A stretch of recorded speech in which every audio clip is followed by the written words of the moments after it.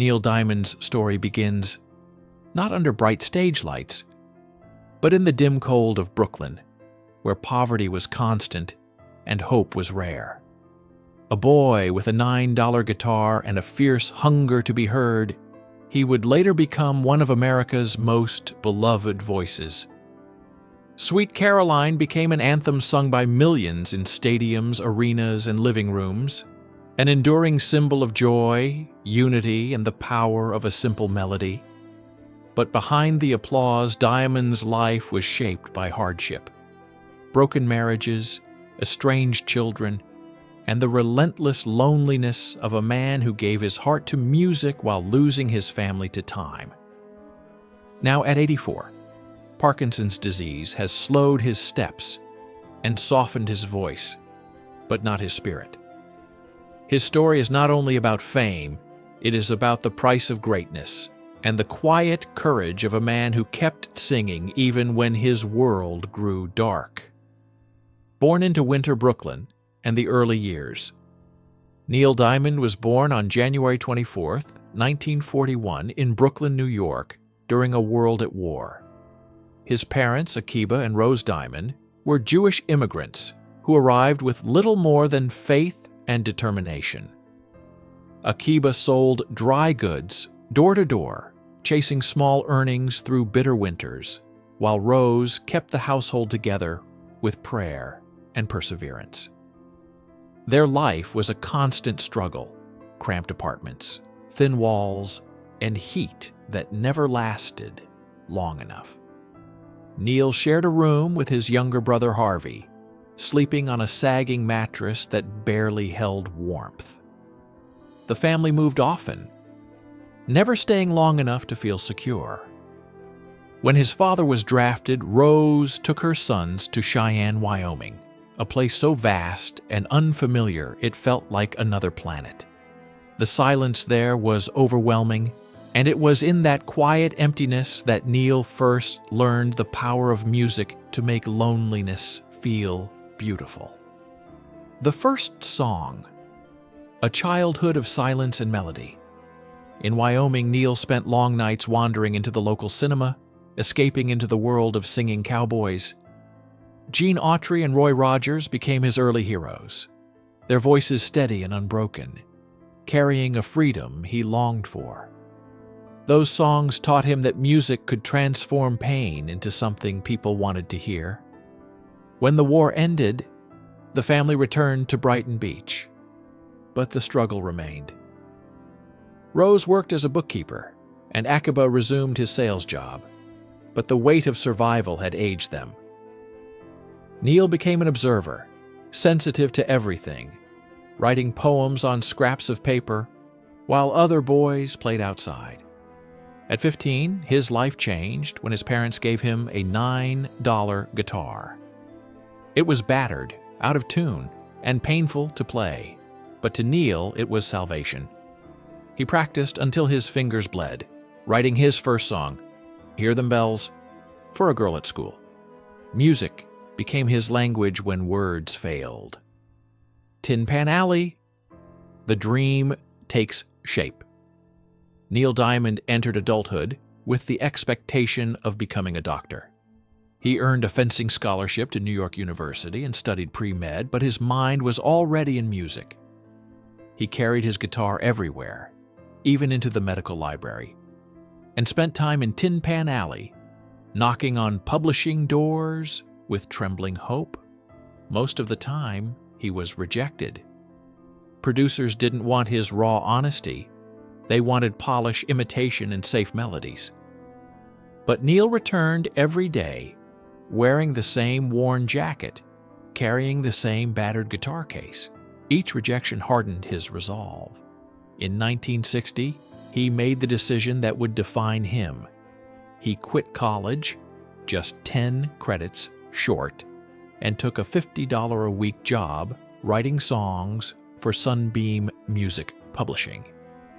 His father's disappointment haunted him, but Neil chose the uncertain path of art over security. The office was cramped and cold, the piano untuned, and the work exhausting, but it was where his talent began to take shape. hunger and survival. The years of desperations. After 16 months, Sunbeam let him go, and Neil was suddenly alone in Manhattan, broke and invisible. His world shrank to a rented room in a building that seemed condemned. He survived on 35 cents a day, carefully counting coins for coffee and a roll. He took odd jobs, singing waiter, bar mitzvah performer, jingle writer. He slept in dusty rooms above Birdland, where jazz seeped through the floorboards and became his lullaby. He played abandoned pianos until dawn, practicing until his fingers bled. Writing became his only way to breathe. In the darkest hours, he refused to give up. He wrote songs about love, heartbreak, and places he'd never seen, pouring his loneliness into melodies that felt like confession. The world was indifferent, but Neil's determination grew. He knew that survival demanded sacrifice, and he was willing to pay the price. Every rejection, every cold night, only sharpened the edge of his ambition. The breakthrough. From Cherry Cherry to stardom. In 1966, fate finally turned.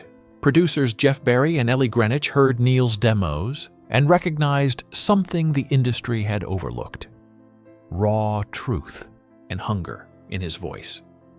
They signed him to Bang Records, and Cherry Cherry exploded onto the airwaves. The song's urgency cut through the polished pop of the time, climbing to number 6 on the Billboard Hot 100 and selling over 1 million copies within weeks. Neil Diamond was no longer invisible. Radio stations wanted him, magazines wanted his face, promoters wanted his concerts, but success came with a hidden cost. The touring schedule became grueling, and the fame began to take the place of the family he was losing. The world celebrated his rise, but Neil was already drowning in the demands of the spotlight, struggling to keep himself intact, while his life began to fracture. Love and loss, the price of stardom. Neil married his high school sweetheart Jay Posner in 1963, before fame had fully taken hold. They had 2 daughters, Marjorie and Ellen, but the demands of Neil's career soon stole him away. He missed birthdays, holidays, and milestones, living in hotels and airports, while his children grew up in a home that lacked his presence. By 1969, Jay filed for divorce. Neil barely resisted because he was no longer the man at home. He was a star on the move. That same year, he married production assistant Marcia Murphy, hoping for a fresh start.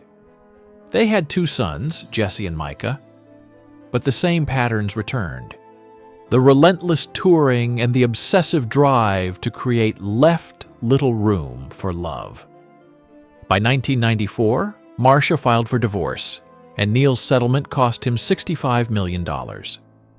The world saw his success as triumph, but behind it was a man who had lost his family twice and who realized too late that fame had built walls higher than any poverty ever had. The burden of absence. Children who knew him as a stranger. As Neil's career soared, his relationship with his children suffered deeply.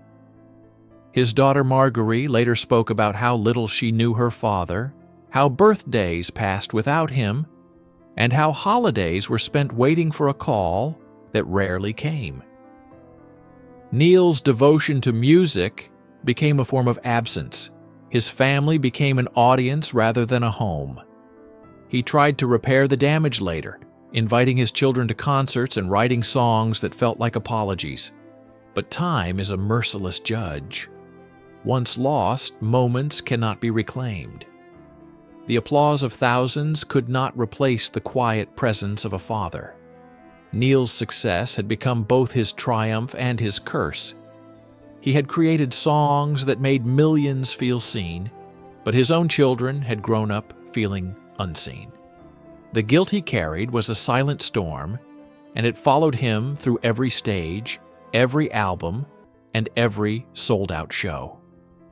Conclusion: the song that never ends. Neil Diamond's life is more than a story of fame and fortune.